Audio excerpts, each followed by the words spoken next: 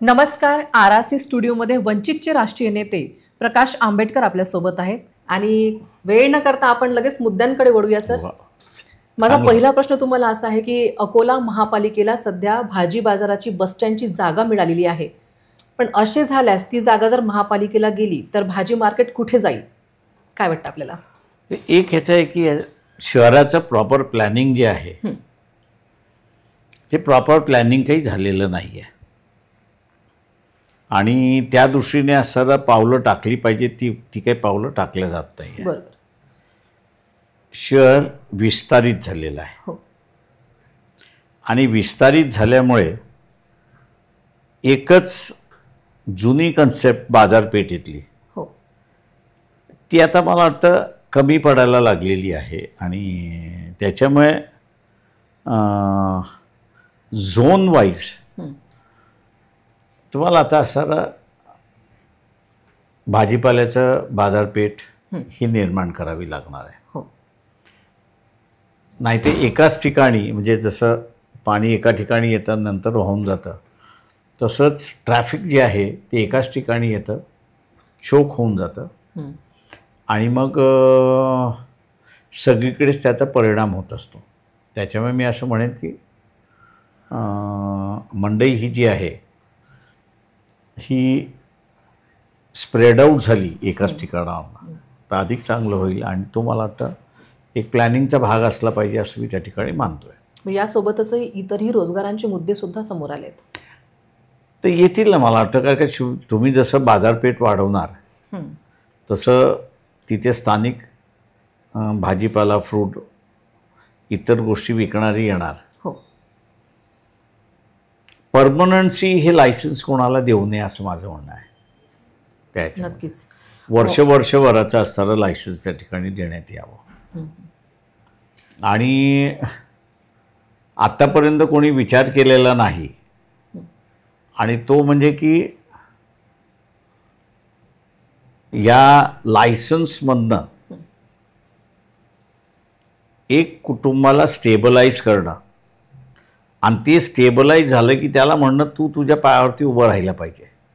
म्हणजे दुसरं कुटुंब तुम्ही असं स्टेबलाइज करायला त्या ठिकाणी घेत आहेत. म्हणून मी म्हटलं की 1 वर्षाचा कालावधी हा लायसन्सचा असला पाहिजे.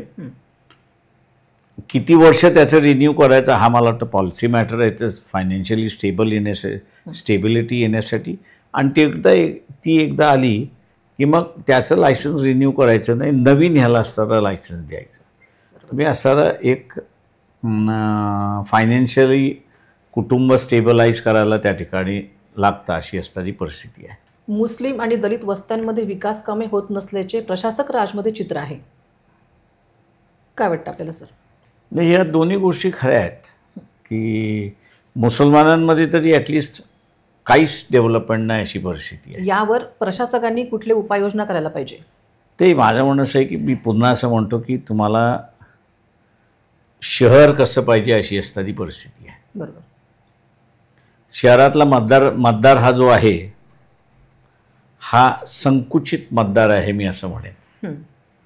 धर्मवादी आहे, जातीवादी आहे, दोन्ही आहेत आणि तो धर्मवादी आणि जातीवादी असल्यामुळे त्याच्या हे लक्षात येत नाही की तो घाणीमध्ये राहतोय. प्रचंड मोठ्या प्रमाणात इथली असणारी घाण आहे शहरामध्ये. म्हणजे आता तुम्ही बाहेर पडलात तर मच्छराचं साम्राज्य तुम्हाला दिसते. त्याच्यामुळे मुळात माझं म्हणणं असं आहे की हा जो व्हाईट कॉलर आहे शहरातला, याला स्वच्छता पाहिजे की नको पाहिजे हाच माझ्यापुढे प्रश्न पडलेला आहे. नक्कीच. कारण तोच सगळ्यात मोठ्या प्रमाणात मला धर्मवादी आणि जातीवादी असलेला दिसतोय. गेल्या अनेक वर्षाचा बदल मी असा त्या ठिकाणी बघतोय. पूर्वी तो एवढा धर्मवादी जातीवादी नव्हता, पण आता तो कट्टर धर्मवादी जातीवादी झाला अशी परिस्थिती आहे. अगदी बरोबर. त्याच्यामुळे असं शहराचं सत्यानाश आहे असं मी त्या ठिकाणी मानतोय. म्हणजे त्याला अकोला हे एका काळी इंटरनॅशनल शहर होतं. बरोबर. बाजारपेठ होती, याचाही त्याला विसर पडलेला आहे. आणि ती पुन्हा बाजारपेठ होऊ शकते याचंही त्याला असं ज्ञान नाही. बरोबर. यासोबतच काटेपूर्णा धरण अगदी 100% भरलं असूनही पाणी व्यवस्थित जी ही पाण्याची उपाययोजना असेल ते पाणीमध्ये येताना सुद्धा अडचणी येत आहेत. अकोल्याच्या काही लोकांना पाण्याच्या अडचणी येत आहेत. काटेपूर्णा धरण हे 100% भरलं आहे. यावरही प्रशासकांनी काय उपाययोजना केल्या पाहिजे? म्हणजे मी इथले प्रशासकापेक्षा मतदारालाच दोष देणार आहे. बरोबर. याचं कारण असं आहे की ज्यावेळेस वंचित बहुजन आघाडीकडे सत्ता होती, काटेपूर्णा पूर्ण भरलेलं नव्हतं, अर्ध होतं. हो. तरीही दर दिवसा आम्ही पाणी द्यायचो. बरं. लोकांनीच तक्रार केली की आम्ही 40-40, 50-50, 60-60 हजार रुपये खर्च करून घरामध्ये स्टोरेज केले, ते आता वेस्टेज जायला लागले. त्याच्यामुळे एक दिवसा आड तुम्ही आम्हाला द्या. आणि म्हणून एक दिवसा आड आम्ही असं द्यायला लागलो. आणि तेही देत असताना एक दिवसा आड पाणी त्याला 2-2.5 तास मिळेल हे आम्ही त्या ठिकाणी दिलेलं आहे, नाही असं नाही. त्याच्यामुळे नवीन पाईपलाईन घालण्याची गरज, अमुक करण्याची गरज, तमुक करण्याची गरज, अजिबात काही गरज नाही. विल असलं पाहिजे की शहराला पाणी पुरवायचं आहे, लोकांना पाणी पुरवायचं आहे. तुम्ही आजही पुरवू शकता. बरोबर. त्याच्यामुळे असं म्हणून मी मतदारालाच दोषी धरतो या ठिकाणी की त्याला दर दिवशी पाणी मिळाल्यानंतर सत्ता आमच्याकडून गेली हे बरोबर आहे. येणार सत्ता येणार जाणार याच्याबद्दल दुमत नाही. पण आलेल्या नव्या सत्तेने आपल्याला असताना 9 दिवसावरती पाणी दिली, पाणी देतात आहेत, त्याचा राग नाही. त्याच्याबद्दल तो खंत बाळगत नाही, बोलतही नाही त्याच्याबद्दल. मुकाट्याने तो सहन करतोय. का सहन करतोय? तर जातन धर्मासाठी तो सहन करतोय. आता एवढी सहनशक्ती असेल तर याला डेव्हलप कोण करणार? मी आजही आम्ही असं म्हणतोय की माझ्या कालावधीमध्ये इथे असताना बस सेवा आम्ही सुरुवात केली. आज ती बस सेवा नाही. पाण्याची असणारं सुविधा आम्ही असणारे केली, तीही आज असणारं या ठिकाणी नाही. इथले असणारे ॲडिशनल इन्कम यावं, हे जे सगळे मोबाईल कंपन्या ज्या आहेत त्या मोबाईल कंपन्यांना केबल्स ले डाऊन करण्याचं आहे. आज असणारं एका कंपनीने ले डाऊन केलं आहे, पण त्याच ह्याच्यामध्ये उरलेल्या सगळ्या कंपनीने आणि त्याच्यातला असणारा व्यवस्थितरित्याने अंडर दी टेबल व्यवहार चाललेले आहेत. ते शहरामधलं असणारं जे काही आणि हे सगळ्या लोकांना माहिती आहे. याचं कारण की आम्ही ज्या ज्या वेळेस केलं त्या वेळेस लोकांना ओपन आउट केलं की आम्ही डक्टिंग करणार आहोत. तेव्हा लोकांनी आम्हाला विचारलं की तुम्ही डक्ट कशासाठी करणार आहात? तर म्हटलं परमनंट डक्ट आम्ही याच्यासाठी करतोय की प्रत्येक वेळेस खणायला नको. ज्या कुठल्या मोबाईल कंपनीला आपला केबल टाकायचा आहे तुम्ही डक ओपन करा, त्याचं केबल टाका आणि त्याच्याकडून असणारं मंथली भाडं जे आहे ते तुम्ही घ्यायला सुरुवात करा. म्हणजे एक ॲडिशनल इन्कम कॉर्पोरेशनला होतं. आत्ताचं असणारं ॲडिशनल इन्कम आहे, पण ते कॉर्पोरेशनच्या तिजोरीत जात नाही आहे, ते काही जणांच्या तिजोरीत जाते अशी परिस्थिती आहे, खिशात जाते. पाणीपट्टी वाढली असून लोकांच्या घराचं नळाचे कनेक्शन पण तोडल्या जात आहेत. ही हुकुमशाही अकोल्यात का? मी म्हटलं ना, कारण का शेवटी जात आणि धर्म याला प्राधान्य दिल्यामुळे आपल्या समस्या दुय्यम झाल्या आणि याचा नेमका फायदा इथले राजकारणी उचलतात. जात आणि धर्म याचा जोरदार खेळ चाललेला आहे आणि लोकांना जात आणि धर्म ही यांची सत्ता पाहिजे. लोकांना आपले प्रश्न सोडवण्यासाठी सत्ता नको आहे. इथे अंडरग्राऊंड ड्रेनेज हे माझ्या खासदारकीच्या कालावधीमध्ये मी सँक्शन करून घेतलं. त्याच्यातले असणारा निधी आला, सगळं आलं. आणि खासदाराने पत्र दिलं की आम्हाला सर अंडरग्राऊंड ड्रेनेज नको आहे. अजित पवार फायनान्स मिनिस्टर होते, त्यांचा मला फोन आला प्रकाशात, अकोल्यातले जे फंड्स आहेत ते मी बारामतीकडे वळवतो. तर म्हटलं कशासाठी आणि कुठले फंड्स? तर म्हटलं सेंट्रल गव्हर्नमेंट फंड्स आहेत आणि ते अंडरग्राऊंड ड्रेनेजसाठी आलेले आहेत. नाही, खासदाराचं पत्र आहे, तुम्ही खासदार आता राहिलेले नाहीत, त्याच्यामुळे महाराष्ट्र शासन डिसाईड करेल काय करायचं ते. आणि तिथपासून ते आजपर्यंत अंडरग्राऊंड ड्रेनेज नाही. आणि प्रत्येक बंगल्याच्या बाजूला ओपन ड्रेनेज आहे आणि त्या ओपन ड्रेनेजमध्ये तो आनंदात राहतोय.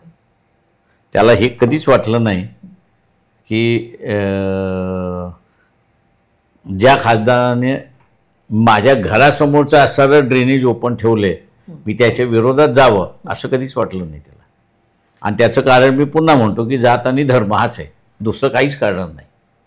म्हणजे मी घाणीत राहीन पण जात आणि धर्म मी सोडणार नाही. बरं, एकीकडे घराचा टॅक्स पण वाढलेला आहे, आहे. घंटागाड्यांचे टेंडर देत लोकांकडनं लूट सुरू आहे. यावर काय? मी पुन्हा तिथेच येतो की लोकांना आपण लुटल्या जातोय हे उघड्या डोळ्यांनी दिसतंय. सामान्य घरांना 600 रुपये येणार आहेत आता, व्यापाऱ्यांना 2400 आणि 1600 रुपये येणार आहेत. मी तीच म्हणालो ना की मिसेस देव यांनी पहिल्यांदा तो आवाज उठवला, कोर्टात गेले, सगळे गेले. त्याच्यानंतर मग असणारा डॉक्टर दिशान हेही कोर्टात गेले, कोर्टाने निकाल दिला, सगळं झालं. पण लोक लढायला तयार नाहीत. बरोबर. आणि लोक लढायला तयार नसल्यामुळे, आवाज उठवायला तयार नसल्यामुळे सत्ताधारी जे बसलेले आहेत त्यांना एक माहिती आहे की आपण असं जात आणि धर्म ह्याचं राजकारण केलं की हे लोक आपल्याला बाजूला सारत नाही, आपण सत्तेवरती बसतो, त्याच्यामुळे लुटीचा मार जो आहे तो चालू ठेवा आपला.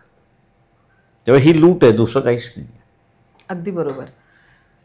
भूमिगत गटार योजना हे भाजपाचं स्वप्न होतं आणि ते स्वप्न आता अपूर्ण आहे. ते भाजपाचं स्वप्न नव्हतंच, ते भाजपाने स्वप्न दाखवलं होतं, कधीच नव्हतं दाखवलेलं.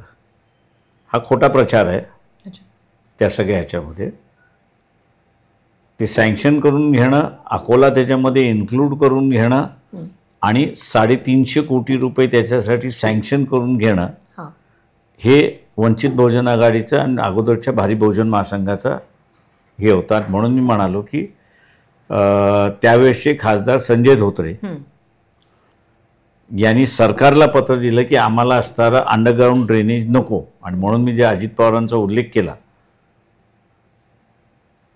तेव्हा भारतीय जनता पक्षाच्या खासदारांनीच लिहून दिलं की आम्हाला असणारा अकोल्यामध्ये अंडरग्राऊंड ड्रेनेज नको. आणि अजित पवार ते पैसे घेऊन गेले, बारामतीला त्यांनी अंडरग्राऊंड ड्रेनेज करून घेतलं.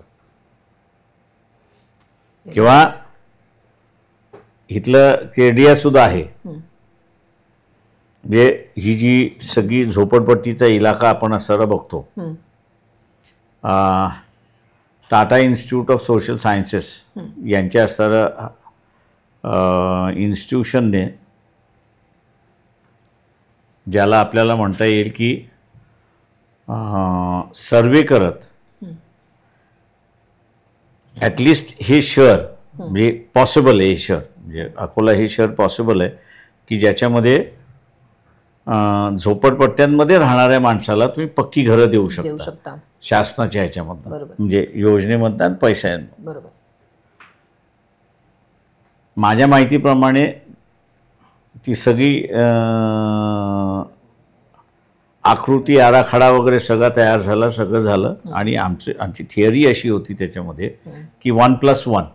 अच्छा. आता हातमेंट जे आहेत ते ग्राउंड स्ट्रक्चर आहे, पण ते 1+1 आपण असं जर बांधलं तर दोन गोष्टी होतात.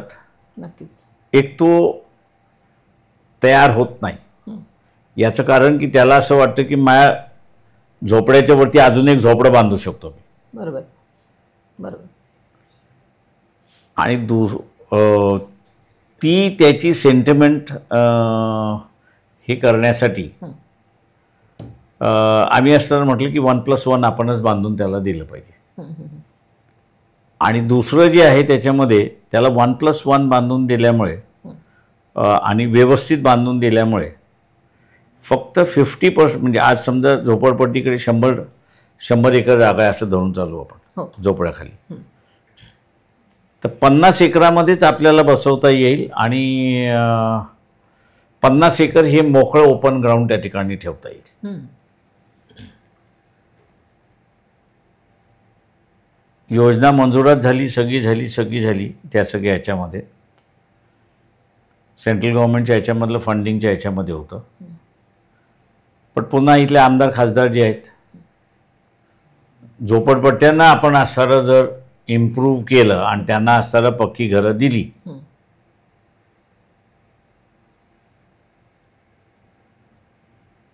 तर मग आपल्याला विकत घेणारा जो मतदार आहे तो शिल्लक राहणार नाही. बरोबर. आणि म्हणून त्या योजनेला बंदुका लावून टाकल्या.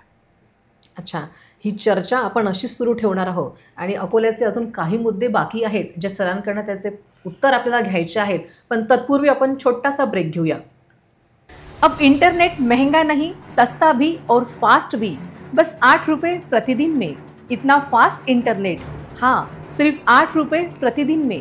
पाइए 20 Mbps स्पीड वाला अनलिमिटेड इंटरनेट, बिना डेटा लिमिट और बिना रुकावट. स्ट्रीमिंग, गेमिंग, डाउनलोडिंग, सब कुछ अब बिना रुके. 20 Mbps अनलिमिटेड इंटरनेट आजमाइए अभी. आज ही कॉल करें हमें और जुड़ जाइए फास्टेट नेटवर्क से. RRC network private limited internet अब सबका हक है. फास्ट और सस्ता अनलिमिटेड. विश्रांतीनंतर पुन्हा एकदा तुम्हा सर्वांचं स्वागत. आणि जी चर्चा आपली आंबेडकर सरांसोबत सुरू आहे ती आपण कंटिन्यू करूया. महापालिकेत सध्या जे आहे की क्लब टेंडरचा जमाना सुरू आहे आणि छोटे ठेकेदार मरत आहेत आणि प्रेशरही तेवढंच आहे. यावर काय मत असेल आपलं? जे कॉर्पोरेशनमधलं टेंडरिंग सिस्टम जी आहे मी एक म्हणेन पहिल्यांदा बेकायदेशीर आहे. याचं कारण असं आहे की सभागृहाला निधी सँक्शन करण्याचा अधिकार आहे. सध्या सभागृहच नाही, तेव्हा सभागृह नसल्यामुळे निधी सँक्शन कुठून होणार? दुसरं जे आहे ते कमिशनरला टेंडरिंग सँक्शन करण्याची पॉवर्स आहेत सभागृहाच्या व्यतिरिक्तही, परंतु तेही आपण पाहिलं ते लिमिटेड पॉवर्स आहेत. आता कॉर्पोरेशनमध्ये एक दिसते की कन्सॉलिडेटेड टेंडर काढण्याची पद्धत आलेली आहे. आता हे कन्सॉलिडेटेड टेंडर काढण्याच्या पद्धतीला मी जसं म्हटलं की कमिशनरला अधिकार नाही, त्याच्यामुळे ते इलिगल आहेत. उद्या कोणी कोर्टात गेलं ते हे पैसे कमिशनरला सँक्शन करता येत नाही असं जर पिटिशन दाखल केलं तर कॉन्ट्रॅक्टर गेले. बरोबर. त्याच्यामुळे कमिशनरने छोटे छोटे कॉन्ट्रॅक्ट्स काढावेत तरच ते कायदेशीर होतील असं मी त्या ठिकाणी मानतो. सिटी बसचं स्वप्न दाखवलं जातात एकीकडे. सिटी बसचं स्वप्न हे स्वप्नच राहील की सिटी बस सुरू होतील? अगोदर सिटी बस खादल्या कोणी त्याचा पहिल्यांदा शोध केला पाहिजे. चालणाऱ्या बसेस बंद का केल्या ह्याच्या असणाऱ्या केल्या पाहिजेत. प्रश्न असा आहे त्याच्यामध्ये की सिटी बसची संकल्पनाच मुळात कोणाला कळलेलीच नाही आहे. अकोल्यामध्ये ज्यावेळेस सिटी बस सुरुवात झाली त्यावेळेस ही कुठच्या गल्लीमधनं जाईल, त्या गल्लीची वीथ किती, ती बस त्या गल्लीतून गेल्यानंतर इतर प्रवाशांना आणि ट्रॅफिकला त्रास होणार नाही हा सगळा त्याच्यामधला बघून, म्हणजे त्यावेळेसचे कमिशनर देशमुख होते, त्यांनी त्यांच्याबरोबर तो सगळा स्टडी करून वगैरे वगैरे सगळं असणारं हे केलं होतं. आत्ताच्या बसेस ज्या आणतात आहेत त्या मोठ्या बसेस आणतात आहेत की ज्या अर्ध्या अकोल्यामध्ये रस्त्यावरती जाऊ शकत नाही अशी परिस्थिती आहे. त्याच्यामुळे अकोला बस जे होतं म्हणजे सिटी बस सर्व्हिस हे इतर नगरपालिका महानगरपालिकेला मॉडेल होतं स्टडी करण्यासाठी.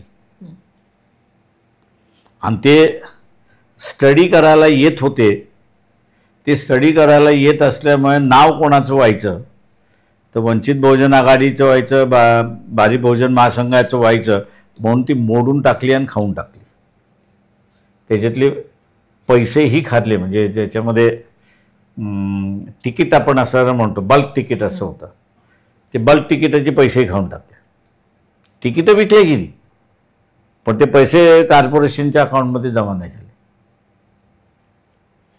यासोबतच अमरावती विमानतळाचा विस्तार झालेला आहे. अकोला मात्र जैसे थे वैसेच आहे. अकोला हे मोठं खेळ वाटायला लागलं आहे, पण यापुढे भविष्यात वंचित काही सुधारणा करेल काय? असे सत्ता मिळाली तर आम्ही सुधारणा करू.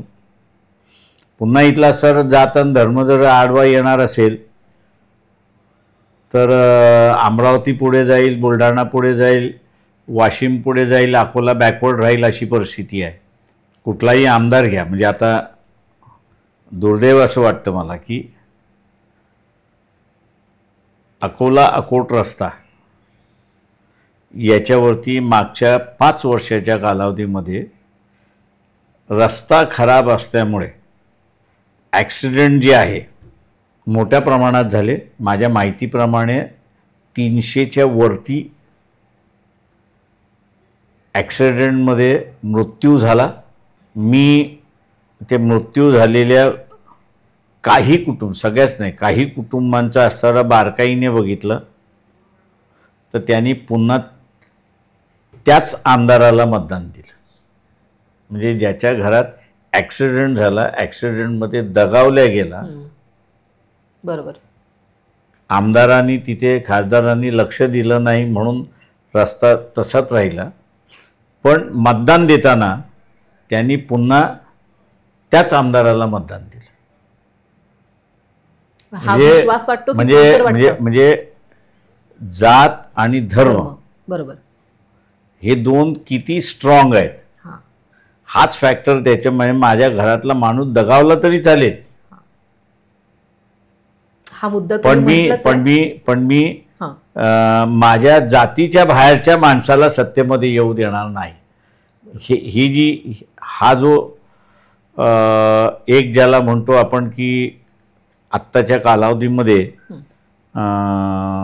घट्ट झालेला दिसतोय एकी, हा ती माझ्या अंदाजाने अकोल्याच्या विकासाला अडचण आहे असं मी त्या ठिकाणी मानतो. नक्कीच. आता तुम्ही म्हटलंय की म्हणजे मृत्यू झाला तरी चालेल, पण मृत्यू झाला तरी चालेल, जात बरोबर, म्हणजे सत्ता ही माझ्या जातीमध्ये आणि माझ्या धर्मामध्येच असली पाहिजे. ही सत्ता वाटतं की प्रेशर वाटतं जनतेवरती? नाही, प्रेशर कसलं वाटणार? याच्या अगोदर लोकांना कधीच प्रेशर वाटलं नाही ना. आता कसलं प्रेशर? मत हे माझं म्हणणं असं आहे की त्याची झालेली ही अधोगती असं मी त्या ठिकाणी मानतोय. की त्यांनी आपल्या जगण्याच्या, आनंदाच्या आणि स्वाभिमानाच्या प्रश्नाला महत्त्व दिले नाही, तर त्यांनी स्वतःची जात आणि धर्म याला महत्त्व देत मी घाणीत राहिलो तरी चालेल, पण सत्ता ही माझ्या जातीच्या आणि धर्माची असली पाहिजे. नक्कीच. महापालिका मोरणा नदीच्या फ्लड झोनमध्ये चार्जिंग स्टेशन सुरू होत आहे आणि कोट्यावधीचा TDR दिला जात आहे. यावर काय मत असेल आपलं? ते मी एकच म्हणणार आहे त्याच्यामध्ये की हे काही नवीन नाही आहे, अगोदरपासून चालत आलेलं आहे. म्हणजे रेड झोनमध्ये कन्स्ट्रक्शन आलेले आहेत, रेड झोनमध्ये पेट्रोल पंप आलेले आहेत, सगळं चाललेलं आहे. त्याच्यामुळे हे ॲडमिनिस्ट्रेशनचा निष्काळजीपणा आहे असं मी त्या ठिकाणी म्हणणार आहे. नक्कीच. आता आपण महापालिकेच्या मुद्द्यावर बोललोय, थोडंसं आता जिल्हा परिषदकडे वळूया. जिल्हा परिषदचे काही प्रश्न आहेत, त्याबद्दल सविस्तर माहिती आपण जाणून घेऊया. अकोला जिल्हा परिषद तुमची सत्ता आल्यास मोफत बियाणे तुम्ही सुरू कराल काय? ते आम्ही असं स्टेटवरती प्रेशर टाकण्यासाठी ती एक सिस्टम त्या ठिकाणी इंट्रोड्यूस केली होती अच्छा. की राज्य शासन पूर्वी पणन महासंघामार्फत अत्यंत अल्प दरामध्ये सीड्स सप्लाय करत होती. आता पणन महासंघ हे असणारा चोरांचा अड्डा झाला असं मी त्या ठिकाणी मानतोय की ते सीड्स प्रोड्यूस करत नाहीत. राजस्थान UP मधनं सीड्स ते विकत घेतात, बरोबर, स्वतःचा पर्सेंटेज लावतात बरोबर, आणि अधिक प्रमाणात ते असणारे विकतात अशी परिस्थिती आहे. त्याच्यामुळे जे शेतकऱ्यांसाठी सेंटर होतं कमी पैशामध्ये म्हणजे स्वस्तामध्ये बियाणं देणं हे जे होतं ते कन्सेप्ट आता संपला आणि एक्सप्लॉइटिव्ह सेंटर आला. त्याला कुठेतरी श द्यावं म्हणून आम्ही असणारं जिल्हा परिषदेच्या मार्फत लहान शेतकरी जो आहे त्याला सबसिडाईज सीड्स देण्याचा आम्ही असणारं चालू केला. काही वर्षी आम्ही त्यांना असणारं नुसतं बियाणंही त्या ठिकाणी असणारं वाटलं अशी परिस्थिती आहे. नक्कीच. महापालिका हद्दीत जिल्हा परिषदच्या अनेक जागा आहेत आणि त्याचा विकास जिल्हा परिषद करेल काय? ते त्याच्यावरती भांडण चाललेलं आहे. जिल्हा परिषदेचे अध्यक्ष जे आहेत त्यांच्या समोरची जी जागा आहे त्या समोरच्या जागेमध्ये आम्ही असणारं डेव्हलपमेंटचा एक प्लॅन टाकला. डेव्हलपमेंटचा प्लॅन टाकल्यानंतर पुन्हा असणारं कलेक्टरनी ती जागा जिल्हा परिषदेकडून काढून कमिशनरकडे सादर केली. आम्ही आता त्याच्यामध्ये हायकोर्टात जिल्हा परिषदेच्या वतीने त्यावेळेस दाखल करायचं ठरवलं होतं की ही आपली जागा आहे, ही आपण घेतली पाहिजे. त्याच्यामध्ये पुन्हा जिल्हा परिषद आली तर शहरातल्या ज्या जागा आहेत त्यांचा असणारा एक विकासाचा आराखडा आम्ही तयार केला होता, तो इम्प्लिमेंट करू. बरं. रोजगार निर्मितीसाठी जिल्हा परिषद स्तरावर काही विशेष प्लॅनिंग जिल्हा परिषदेवरती काही होऊ शकत आहात का किंवा कराल काय? ते त्याच्यातला असणारा काही विषय जर जिल्हा परिषदेकडे वर्ज झाले, जे जसं आता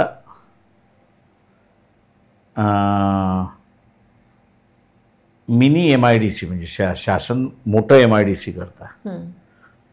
मिनी MIDC म्हणजे इथे असणारं मी असं म्हणेन की आज जो यंगर जनरेशनला ग्रामीण भागामध्ये अनएम्प्लॉयमेंटला जे फेस करावं लागतंय ते माझ्या अंदाजाने मी असं म्हणेन मॅनमेड आहे अशी परिस्थिती आहे. किंवा राज्यकर्ता एवढा बुद्धू आहे की त्याला हा जो बेरोजगार आहे त्याला एम्प्लॉयमेंट कसं द्यायचं याचा आराखडाच नाही आहे. मी मानणार नाही ते, कारण की मी ठरवलेलं आहे की आपली बुद्धी वापरायची कधी. लोकांना सांगायचं सत्ता आमच्या ताब्यात द्या. तुम्ही सत्ता जर आमच्या ताब्यात दिली तर मी सरळ सरळ सांगतो की 50% ग्रामीण भागातल्या माणसाला त्याचं गाव न सोडता त्याला एम्प्लॉयमेंट देता येते. बरं साहेब, आपल्याला काय वाटेल की नेमकं जिल्हा परिषदच्या निवडणुकांमध्ये मुद्दे कुठले असतील? जिल्हा परिषदेच्या आत्ताच्या याच्यामध्ये जे मुद्दे असले पाहिजेत असं मला वाटतं की जे होणार नाही आहेत. एक शेतरस्ता, दुसरं जे आहे ते निसर्ग हा जो बदलला आहे, बरोबर, हे दोन दृष्टीने बदलला. एकतर तो अनिश्चिततेच्या कालावधीमध्ये आणि दुसरा